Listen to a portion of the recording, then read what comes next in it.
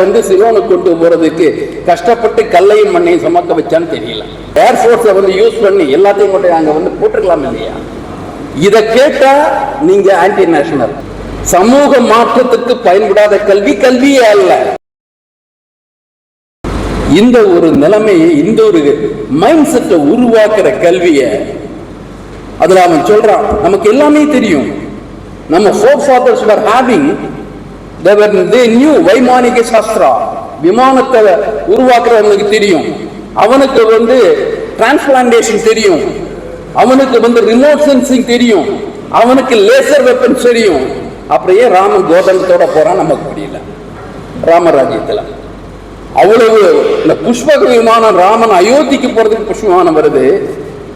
அவன் ஏன் வந்து இந்த வானரங்களை வந்து சிலோனுக்கு கொண்டு போறதுக்கு கஷ்டப்பட்டு கல்லையும் மண்ணையும் சுமக்க வச்சான்னு தெரியல. அப்போ அவர் அந்த ஏர்போர்ட்ஸை வந்து யூஸ் பண்ணி எல்லாத்தையும் கொண்டு அங்க வந்து போட்டுக்கலாம் இல்லையா? இதை கேட்டா நீங்க ஆன்டி நேஷனல்.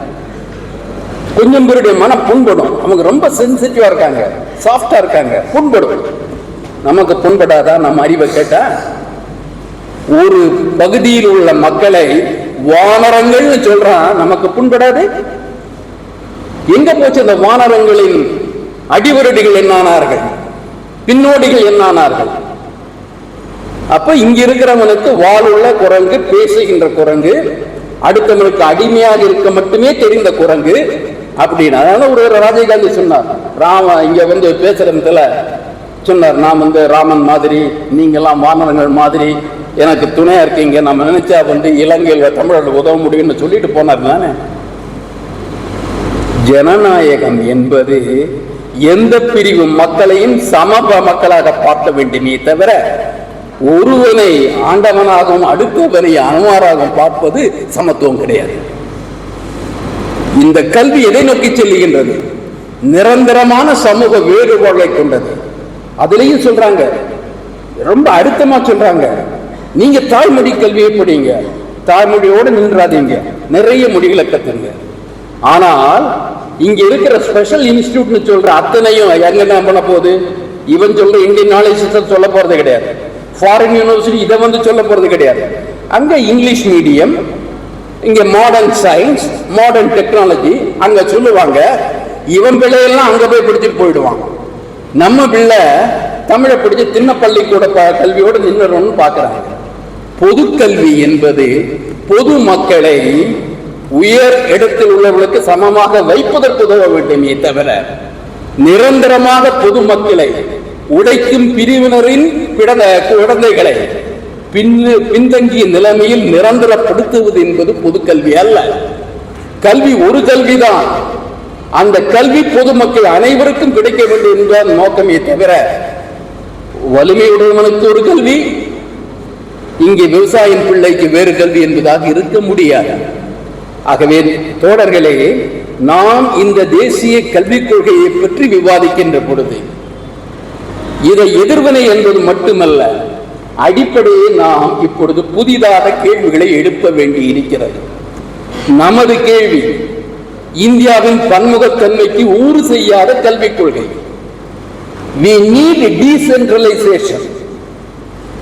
அது ஒரு முதல் இது decentralization. We need decommercialization. We need dehumanization, rehumanization. மனிதமயப்படுத்துகின்ற கல்வி. இந்த கல்வியை கொண்டு வருவது என்பது சாதாரண விஷயம் கிடையாது. ஏன்னா எல்லாருமே வந்து சமத்துவம் பேசிய ஒரு அரசியல்வாதிகள் எல்லாம் இப்பொழுது வந்து இன்டர்நேஷனல் ஸ்கூலை நடத்திட்டு இருக்கிற காலத்தில் அதற்கு பங்குதாரர்களாக ஐஏஎஸ்களும் இருக்கின்ற காலகட்டத்தில் இந்த கல்வியை பெறுவது சாதாரண விஷயம் கிடையாது. ஆனால் சாதாரணமானவற்றுக்காக போராடுவது மிக சாதாரணமானவன் வேலை. எது அசாதாரணமாக நாம் படுகிறதோ அதற்காக போராட வேண்டும். இந்த நாட்டின் நமக்கு பின்னால் வருகின்ற தலைமுறைகளுக்காக ஒரு சமத்துவ கல்வியை, ஒரு விஞ்ஞான கல்வியை, ஒரு முற்போக்கான கல்வியை, சமூகத்தின் சிந்தனையை சீர்படுத்துகின்ற கல்வியை நாம் கொண்டு வருவதற்காக திட்டமிட்டு போராட வேண்டும். Social transformation is to be associated with our what you call our concepts on changes in education. சமூக மாற்றத்துக்கு பயன்படாத கல்வி கல்வியே அல்ல. ஒரு சிலர் வாய்ப்புகளால் உருவாக்கப்படுகின்ற கல்வி கல்வியே அல்ல. இடைநிற்றலுக்கான கல்வி கல்வியே அல்ல. இந்த தேசிய கல்வி இடைநிற்றலுக்கான ஊக்குவிப்பு அதிகமே தவிர அனைவருக்கும் முறை சார்ந்த கல்வியை உறுதிப்படுத்தாத கல்வி. கட்டாய பள்ளி கல்வி போராடி வாங்கிய சட்டங்கள் உண்டு. கட்டாய கல்லூரி கல்வி நம்ம கேட்கல, ஏன்னா அது 18 வயதுக்கு மேல கட்டாயப்படுத்த முடியாது. ஆனால் பள்ளி கல்வி என்பது கட்டாய கல்வி அப்படின்னு சொன்ன காலத்துல பள்ளி கல்வியிலேயே நீங்க செமிஸ்டர்ல ஒவ்வொரு செமிஸ்டரையும் விட்டு போக வாய்ப்பு கொடுப்பது என்பது முறையான கல்வியை யாரும் நிறைவு செய்துவிடக் கூடாது என்பதற்காக கொண்டு வரப்படுகின்ற சமூக விரோத சதி. நாம் பெரிஃபரல் சேஞ்சஸுக்காக எதிர்க்கல, அங்க ஒண்ணு இங்க ஒண்ணா எதிர்க்கல. we needed to reject it totally. நம்ம வெறும் descending from this அப்படின்னு நின்று விட முடியாது. இதை நாங்க ஏற்றுக்கல அப்படின்னு சொல்றோம். ப்ரொட்டஸ்ட் அப்படியோட முடிச்சிடவும் முடியாது.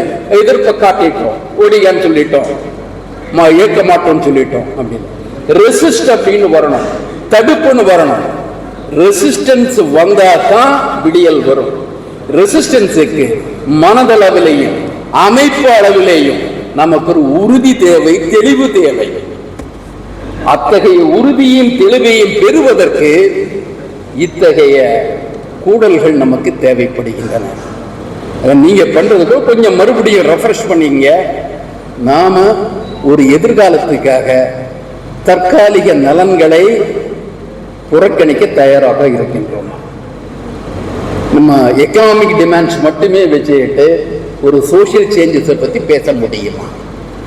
நாம் பிற உழைக்கும் வர்க்கங்களை பற்றி அக்கறைப்படாமல் நமது பணிநலன்களுக்காக வசதிகளுக்காக மட்டுமே சீர்திருத்தம் பேசுவது முறையாக இருக்குமா? நாம் ராபின்சன் குரூசோ கிடையாது, தனி தீவுகளில் வாழ்பவர்கள் அல்ல. நாம் இந்த சமூகத்தில் வாழ்கின்றோம். சமூகத்தில் பிற நலங்கள் நம் நலங்களுடன் இணைந்திருக்கின்றன. ஆக நாம் நினைக்கின்ற கல்வி மாற்றம் என்பது சமூக நலனோடு ஒட்டியது.